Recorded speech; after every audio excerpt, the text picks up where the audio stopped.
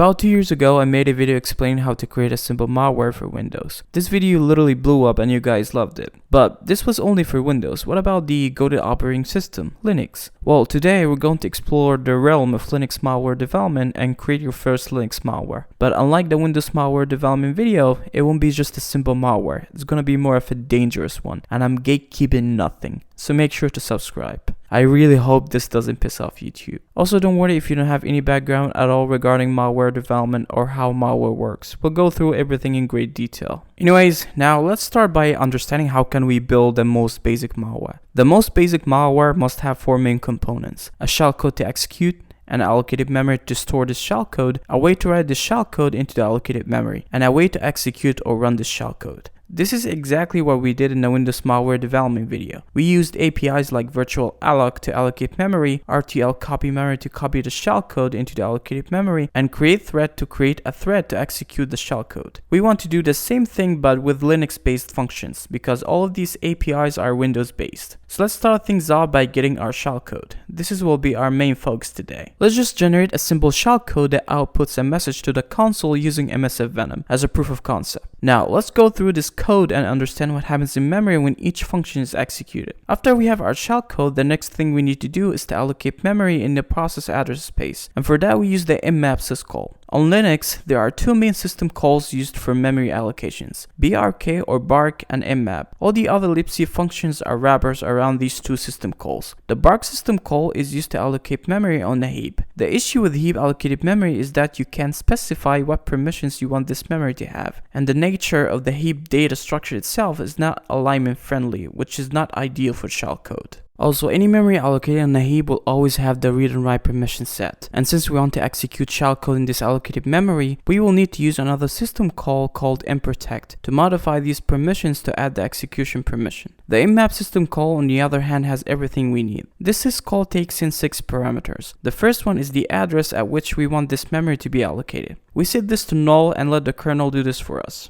Next parameter is the size of the allocated memory. By default, the kernel allocates a full page, which is 4096 bytes in size, only if the shellcode size is less than that. If the shellcode size is greater than 4096 bytes, the kernel will allocate 2 pages, which are 8192 bytes. This is done to preserve the memory alignment properly. Next parameter is the requested permissions for the allocated memory. Since we want to read and write and execute code in this memory, we specify these 3 flags. In a real world scenario, you need to only specify the read and write permissions, and once you copy the shellcode into the allocated memory, you use the mprotect syscall to modify these permissions to read and execute, since it's very suspicious for a block of memory to have the 3 permissions set at once. Next, we have the type of memory we want to allocate. This flag means that we want a private memory for this process only, and it can be shared or accessed by any other processes. And after this private memory is allocated, we use this flag to tell the kernel that this block of memory is not backed by any file, so initialize its contents to 0. Just FYI, mmap can also be used to allocate memory to store the contents of a file on disk. This is what I mean by memory backed by a file. The last 2 parameters are only provided if the allocated memory is backed by a file, and since it's not, we set them to -1 and 0 respectively, the file descriptor and the offset file. After we have our allocated memory, we use memcopy to copy the shellcode into the allocated memory.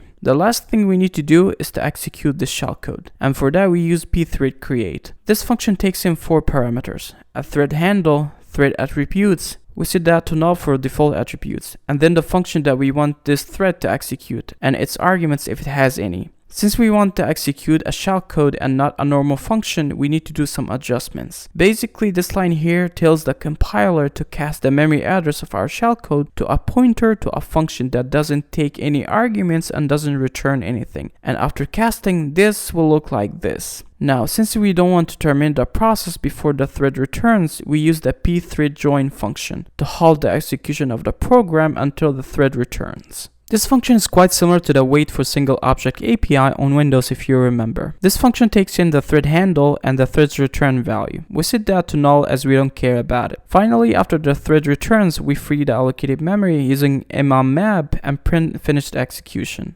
Let's first compile this code as a 32-bit of binary using the GNU compiler GCC. The -m32 flag to compile this code to a 32-bit of binary, and the -bthread flag for thread support. Now, when we run this binary, we can see our shellcode executed successfully. However, if you noticed, the printf call wasn't executed, and that's because the created thread never actually returned. And if we trace the system calls for this binary using strace, we can see that this shellcode created a new process by invoking the exec ve syscall to run an echo command using binsh, which will eventually run the right syscall and print out this message to the console, and then it exits with status code 0. That means the thread we created will end up creating another process which will print out this message to the console using the right syscall, and then it terminates. And any code after this bthread create function won't be reachable. This is where the limitation of these shellcode generators appear, besides the fact that they are heavily signatured by security solutions. So now it's time to introduce you to one of the most powerful skills that would elevate your hacking skills, which is shellcode development. Custom shellcode development is very common in ABT or app groups malware, and it's also an essential skill if you want to become a proper red teamer. This topic is poorly documented anywhere because of the fact that it's quite advanced, but I promise you by the end of this video you will be able to create a custom shellcode from scratch, and it will be a walk in the park for you. We will develop our shellcode for both 32-bit and 64-bit ELF binaries. Let's start with 32-bit. We will first do what MSF Venom failed to do. We will first create a proper shellcode that outputs a message to the console and then actually returns to resume execution of the program. Let's start by creating a .asm file, because obviously we're going to write our shellcode in assembly. Now there are two methods to write shellcode. I'll first show you the one that's used by shellcode generators and sites like Shellstorm and Google Exploit DB. The second method is way easier and gives you way more flexibility. But let's first start with the most common one. Now for our shellcode to work properly without messing up the stack, it has to consist of three main components: a prologue, an epilogue, and the code that we want to execute in between. First of all, why do we need this prologue? Well, if we look at the disassembly of our program, we can see a call to AX right after the memcopy function. And if we check the address inside the AX register at runtime, we can see that it's the address of the allocated memory for our shellcode. Now, the CPU needs to know where to continue execution from after returning from this call. And this is exactly what the call instruction guarantees. It pushes the address of the next instruction on the stack, and then it jumps to the address of the called function. In our case here is our shellcode. And after our shellcode is executed, we need to make sure to pop the return address off of the stack into the instruction pointer so that the execution resumes right after the call instruction. Our job here is to make sure we create our shellcode without messing up the stack or overwriting any important values. The stack is a last in, first out data structure. In memory, the stack grows downwards to lower addresses. That means the top of the stack will always be at the bottom, and the stack pointer always points to that top. In case of a 32-bit architecture, when you push a value onto the stack pointer is decremented by 4 bytes, and when you pop a value off the stack pointer is incremented by 4 bytes, and each push has to be 4 bytes. If you push a value that is less than 4 bytes, it will pad it with null bytes to preserve the stack alignment. Everything is the same in case of a 64-bit architecture. The only difference is that the size of memory addresses are 8 bytes instead of 4. So back in our shellcode here, the very first thing that we need to do in the prologue is to preserve the value of the EPP register or the frame pointer register. This value is very important for the caller function, and we must not overwrite it. So we have to push it onto the stack. The next thing we need to do is to mark the base or the beginning of the stack frame of our shellcode. And since the stack of any function begins right after the saved frame pointer, we can store this address by moving it to the frame pointer register. Next, we need to preserve the values of all the registers that we're going to be using in our shellcode. We're going to use the registers AAX, EBX, ECX, and EDX. So we have to push their values onto the stack like this. This marks the end of the prologue. So now the next thing we need to do is to write the code that we want to execute. For starters, we're going to write code that outputs a message to standard output.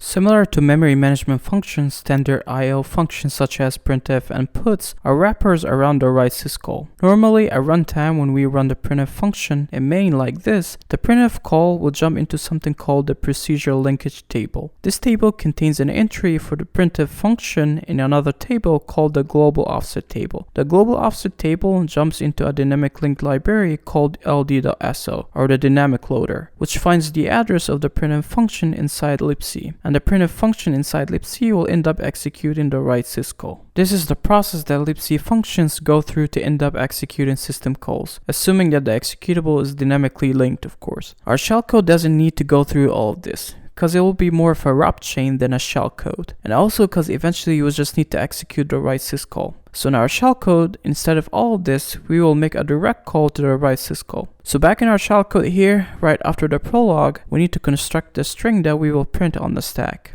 Let's say we want to print the string lead cipher. First, we need to get the ASCII representation of each letter in hex. Now, since everything in memory is in little endian, we need to push the string onto the stack so that the stack pointer points to the beginning of the string. That means we need to push these bytes in a zigzag-like shape from right to left, bottom to top. We start with the first byte, then the next one, and so on until we have 4 bytes. Then we push the next 4 bytes the same way, from right to left. And the same thing goes for the last 4. Last thing we need to do is to invoke the write syscall. This syscall takes in 3 parameters: the file descriptor, a pointer to the buffer or the string that we want to print, and the length of that string. These 3 parameters are passed to the registers EBX, ECX, and EDX respectively, from left to right. So in here, we move 1 to EBX, which is the file descriptor for standard output, since we want to output this string to the console. Next, we need a pointer to our string in memory, which is ESP, or the stack pointer, because the stack pointer points to the first byte of our string. So here, we move ESP to ACX. The last parameter is the length of our string plus a new line, so we just move 12 to EDX. Next, we move the syscall number for the write syscall to AX, which is 4. You can find the full-length syscall numbers table for both architectures literally documented everywhere, and I'll leave a link to it down below. Finally, we invoke the syscall using the int hex 80 instruction. Just FYI or a side note, back in the day in the 32-bit architecture, Linux didn't have a proper way to transition from the user space to the kernel space. So we had to trigger a software interrupt each time we wanted to execute a syscall. So this instruction basically triggers a software interrupt with an interrupt vector number hex 80 or 128 in decimal. When this instruction is executed, the CPU will jump to the interrupt descriptor table inside the kernel space and look up the entry hex 80, which contains the syscall handler. Now, after we're done executing our code, we need to clean up the stack and undo everything we did in the prologue and in our code. First, we need to undo these pushes. We made 3 pushes. Each push is 4 bytes. So we need to add 12 bytes to the stack pointer to move it up 12 bytes. And then we retrieve the alt value of each register we used by popping them off the stack. Remember, the last register you pushed on the stack will be the first one you pop off the stack. Lastly, we execute the leave instruction and the return instruction, or the ret instruction. The leave instruction will pop the saved frame pointer off the stack and move it to the stack pointer. And the ret instruction will pop the return address into the instruction pointer register to resume execution after our shellcode in the main function. Now, in order to use this shellcode in our program, we assemble these instructions or encode them to actual row bytes. And for that, we will use the NASM assembler. You can use whatever assembler you like. I just find NAS more convenient to work with. Also, if you want to understand the process of instructions encoding and decoding, watch the previous video. Before you assemble, make sure to put the bits 32 directive at the very beginning of the file so NASM can treat it as a 32-bit instruction set. Now we pass our assembly file to NASM with the output format set to bin. This will generate a binary file with the assemble instructions. Finally, to convert these row bytes to a C-style byte array, we use the xxd command with the -i flag. Now we copy our shellcode into our program and delete this garbage generated shellcode. Now when we compile the same way as before and run, we can see that this time our shellcode was executed successfully and our string is printed. The created thread returned with no issues and the program resumed execution and exited with status code 0. Matter of fact, we don't need to create a thread to execute our shellcode anymore. We can just typecast the allocated memory to a void function after we copy our shellcode into it. This typecast basically tells the compiler to treat this allocated memory as a pointer to a function that takes no arguments and returns nothing, and execute it. At runtime, the main process thread will execute our shellcode and then return to finish execution without any issues. And all of that thanks to our prologue and epilogue that make sure whatever is done in the shellcode will be undone eventually. Now if we compile again without the -b thread flag and run, we'll still get the same output. Pretty cool, right? This was the common method used by shellcode generators and most of the available shellcode online. The second method is actually way easier because it mimics how a function sets up the stack. This method only changes how we construct our string on the stack. The prologue and epilogue remain unchanged, and instead of relying on pushes to put our string on the stack, we will use addresses referenced by or relative to the stack pointer to construct our string. This will make us worry about the endianness as before. So first, we subtract hexy or 12 bytes from the stack pointer to move it down and make enough space for our string. In a normal case scenario, the number of bytes subtracted from the stack pointer has to satisfy this condition, because any other random number will break the stack alignment and cause a segmentation fault. If we have calls to other functions in our shellcode, we must preserve the stack alignment. But since we don't, we can just make enough room for our string and move on. Now, since the stack pointer points to the address at the top of the stack, we will then use it to construct our string on the stack byte by byte. For example, let's assume that the stack pointer points to this memory address. In a 32-bit system, we know that each memory address is 4 bytes in size. So in here, we move the first letter of our string into the address referenced by the stack pointer, then we add 1 to the address inside the stack pointer to make it point to the next position. And then we move the next letter in our string to that position. We keep incrementing this offset that is relative to the stack pointer byte by byte until we fill these 12 bytes on the stack with our string. It's as simple as that. And as before, we invoke the write syscall with the same arguments, add 12 bytes to the stack pointer to clear the stack, pop the old register's values, and return. And just like that, you can place your string on the stack without worrying about the endianness or the need to hex encode each byte in the string. Now, when we assemble again the same way using NASM and generate the encoded C byte array, we can see that it also works just fine without any issues.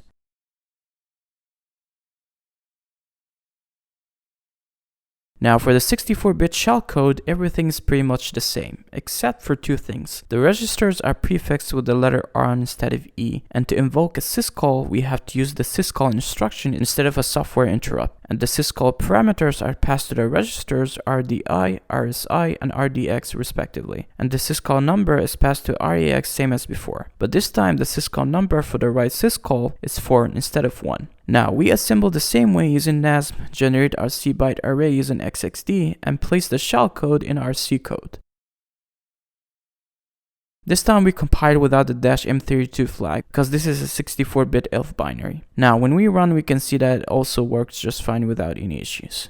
Now that we know how to set up the stack properly to invoke system calls, let's upgrade our shellcode and make it actually do something useful, which is to execute code or commands using the execve syscall. In case you know, when you run any Unix-based commands such as ls, id, or cat, the very first thing that happens is that the execve syscall is invoked to create a new process to execute the actual binary that corresponds to the executed command. We want to take advantage of this behavior and use the execve syscall in our shellcode to run system commands. The execve syscall takes in 3 parameters: the absolute path to the binary that will be executed, a null terminated arguments array, and a null terminated environment variables array. Let's say we want to create a shellcode that executes the cat command to get the contents of the etc password file. To make that happen, we must place these 3 arguments on the stack in a very specific way. First, we need to create enough space on the stack for these arguments by moving the stack pointer down as before. Now, the stack must look like this right before we invoke the execve syscall. We first load any address on the stack relative to RSP into the RBX register using the load effective address instruction. We just need to make sure not to touch the last 3 addresses on the stack because this is where we place the pointers to our arguments. Now, since the RBX register points to this address on the stack, we can use it to construct each argument on the stack as before. We first put the absolute path to the cat binary on the stack plus a null byte. We need the absolute path because we won't pass any environment variables to the created process. Next, we place each argument in the arguments array and make sure to terminate each one of them with a null byte.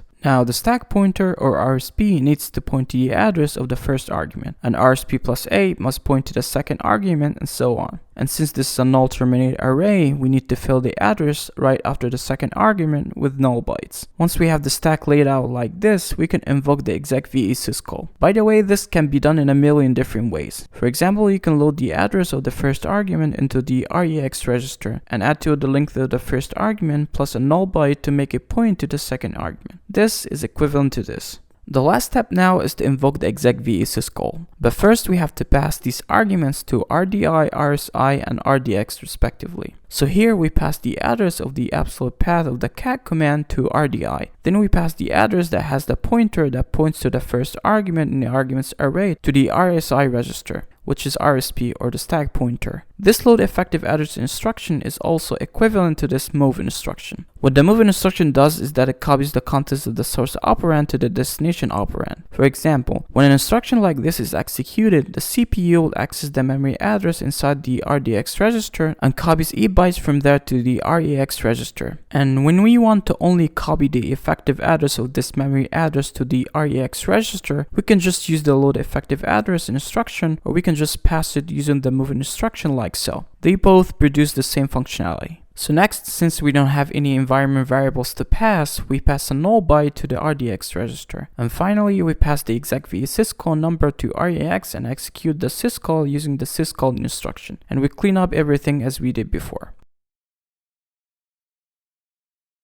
Now also same as before, we assemble our code using Nesp, generate our C shellcode using xxd-i, copy the shellcode into our program, and compile using GCC.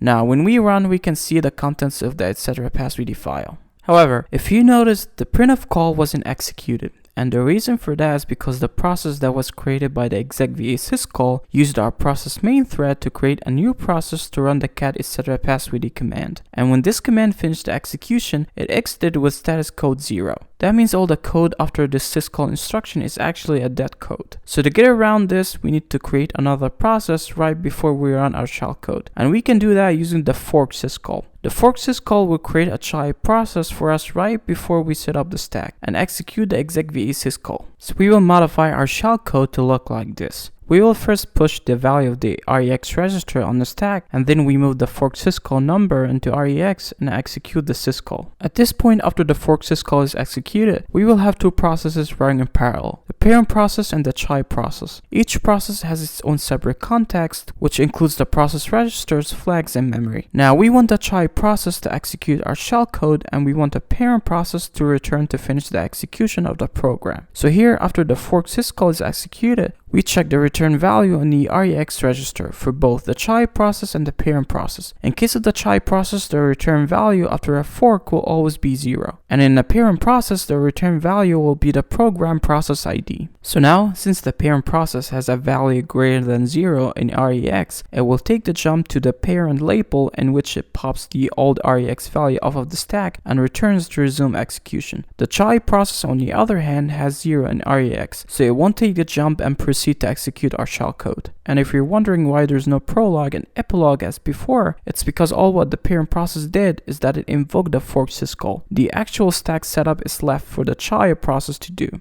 So here, the parent process just preserves the old REX value on the stack and then retrieves it right before returning. So now what's left to do is to write the actual shellcode that the child process will execute. This time let's do something different and get a reverse shell using the cat. We will use the execv syscall again to execute the snickcat command for us. And this is how the stack should look like right before the execv syscall is invoked. We first construct each argument on the stack the same way as before, and we make sure to terminate each one with a null byte. Then we pass the pointer to each argument on the stack, starting from the address that the stack pointer points to. The pointer to the first argument is passed to RSP. The pointer to the second argument is passed to RSP plus 8. The third argument is passed to RSP plus 16. And so on and so forth. And at the very end, we null terminate this array of pointers by passing null bytes or zeros right after the last argument. The last thing we need to do is passing the arguments to the registers. So here we pass the pointer to the nickcat binary to RDI. But here we can actually get rid of the first argument in the arguments array and replace it with the pointer to the nickcat binary as a first argument, and also pass the same pointer to the RDI register.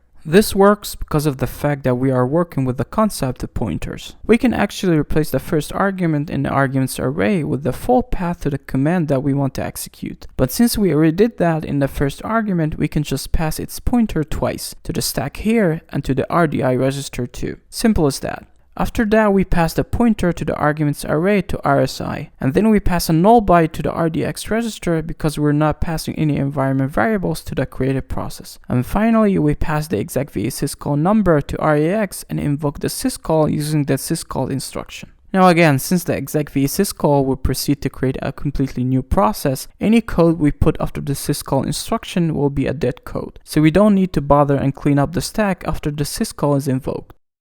Now we assemble the same way as before using NASM, generate the shellcode using xxd-i, copy the shellcode into our program, and then compile using GCC. And before we run, we make sure we have a NICCAT listener on the same IP and port to catch the reverse shell.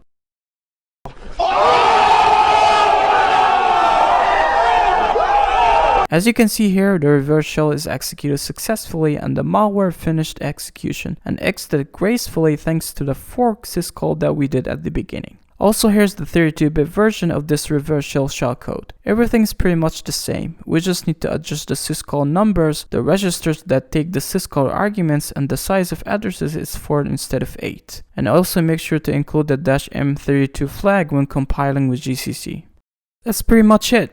If you made it this far, congrats, you're officially a nerd. I know this video is a bit advanced for an introduction video, but this is the simplest form of shellcode we can write. We didn't include any encryption routines or any type of obfuscation. For example, all of these text strings must be encrypted and decrypted right before we invoke any syscall. Actually, all this shellcode must be shipped encrypted and only decrypted right before execution. There's a lot of undocumented techniques to obfuscate shellcode like self-modifying shellcode, contextless shellcode, shellcode fragmentation, etc. We will look into all of this in depth when we get into Windows shellcode development. Matter of fact, this video was supposed to be about Windows shellcode development, but because of the fact that Windows is a one ugly piece of abstraction layers, there's a lot of Windows internals must be covered first before we get into the actual shellcode development. Linux internals, on the other hand, are not as opaque as Windows, which makes it perfect for an introduction into shellcode development. Now, for those people who will come at me in the comments and say, "Oh, great, you're teaching people how to create malware." Well, I'm teaching people real hacking. This is what's done when conducting real-world red team engagements and emulating state-sponsored ABT cyber attacks. Running mmap and a couple of Kali Linux commands or tools is not actual hacking. Perhaps it's a good way to start, but it's just the tip of the iceberg. Now, before I end the video, I want to show you some analytics. In the past month, I got about 110k views. And guess how much revenue this generated? Only $71.89 with a $3.77 CPM. This CPM is considered below the average range. And if you're wondering why, it's because advertisers don't like this type of content. You know, malware, hacking, and all that sort of stuff. So YouTube literally pays me pennies for this content. And I can't keep this up without your support. So all what you need to do is to like this video and subscribe, because literally 95% of you guys aren't subscribed, and join as a member if you can. Also share this video with your friends and whoever might be interested in this content. You will find all the code shown in this video on my GitHub link in the description below.